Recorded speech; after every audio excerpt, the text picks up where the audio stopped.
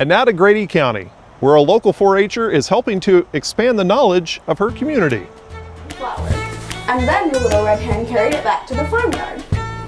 The dog, the cat, and the pig came to see the fine flower. The library opened May of 2014, and since then I volunteer here 4 hours a week, though I'm interning this summer. But I started helping open the library in 2012. One of the things that 4-H really teaches is for youth to look around their communities and see things that they'd like to change, and that's what Beth has done. We made a quilt that we raffled off, and I helped sell tickets for that, and I helped to make the quilt. We had bake sales, which I baked for. We did an e-cycle drive that I helped to advertise and then helped unload things. 4-H was a huge support of Beth and her ambitions to help start a library here in Tuttle. Of course, 4-H is about education, and we know that if you can read and you have a love of reading, you will have a love of learning. So, you know, the 4-H program here in Grady County was supportive of her. We helped with, we've helped with donations, we've helped with publicity. She's done several radio programs with the help of Extension to promote the library.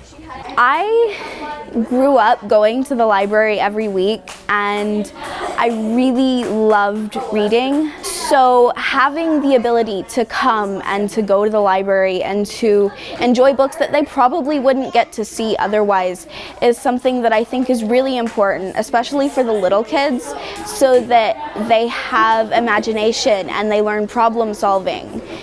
I like reading about horses and hunting books.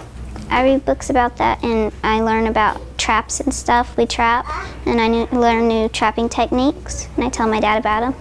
Because of being in 4-H, I knew that I could make a difference, and that by helping with the library, I could really make an impact.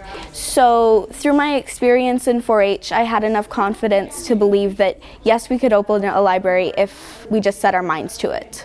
It's important for people to be able to read because, you know, I really believe that if you can read, you can do anything. If you can read it and comprehend it, you're able to do just about anything that you want to do. All the activities and books to read and crafts and stuff. It's up there with video games. Having a book in your hand is like having a gateway to whatever world's in that book. It keeps your mind engaged, and reading is just one of those things that it's becoming almost a lost art to be able to come into a library and find a book because we are so hooked into technology. Friends that have siblings, it's kind of hard to read at home sometimes. So when you come to the library, it's quiet and you can read, and it's fun. They do activities and they're fun here. 4-H has a reading program that we're doing this summer where we read to children and we do crafts with them. We're broadening their horizons by showing them all the things that they could be. So we're reaching more kids than ever, and the more you have kids engaged in doing positive things, the better off the world's going to be.